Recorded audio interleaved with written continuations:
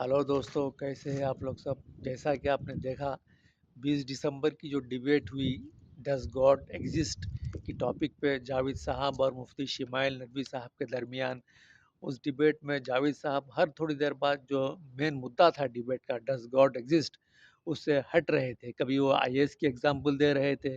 कभी डायनासोर की एग्जाम्पल दे रहे थे, इसका कोई ताल्लुक ही नहीं था इस डिबेट से, क्योंकि उनके पास डज़ गॉड एक्सिस्ट के मुद्दे पे ठोस बात करने के लिए कुछ था ही नहीं। और जब मुफ्ती शिमाइल नदवी साहब ने कंटिंजेंसी और फिर डायनासोर के बारे में जो मैथमेटिक्स की किताब का जो एग्जाम्पल दिया, उसको काउंटर करने के लिए जावेद साहब के पास कुछ भी नहीं था और वो बिल्कुल स्पीचलेस नज़र आ रहे थे इस पूरे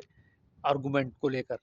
तो सारी की सारी डिबेट हमारे नेशनल मीडिया के जितने भी न्यूज़ चैनल्स हैं, उनके लिए ये एक लेसन है। जिस तरीके से जिस एकेडमिक माहौल में और जिस पीसफुल तरीके से इस डिबेट को कंडक्ट किया गया,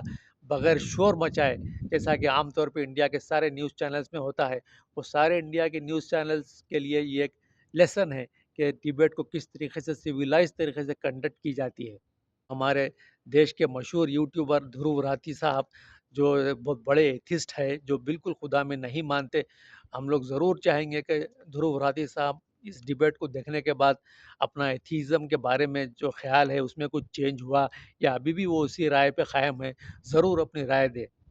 और लल्लन टॉप यूट्यूब का जो चैनल है, उसके सौरभ द्विवेदी साहब, जिन्होंने इस डिबेट में एंकर का बखूबी शानदार तरीके से किरदार निभाया, वो भी काबिल तहसीन है। और इस वीडियो को ख़त्म करने से पहले मैं छोटी-सी बात कहना ज़रूर चाहूँगा। इस डिबेट में जावेद अख्तर साहब जो कुर्ता पहन कर आए थे, उसका बटन भी किसी ने बनाया होगा, तो ये कैसे मुमकिन है कि सारी की सारी कायनात, ये निज़ाम कायनात खुद ब खुद कैसे चल रहा है?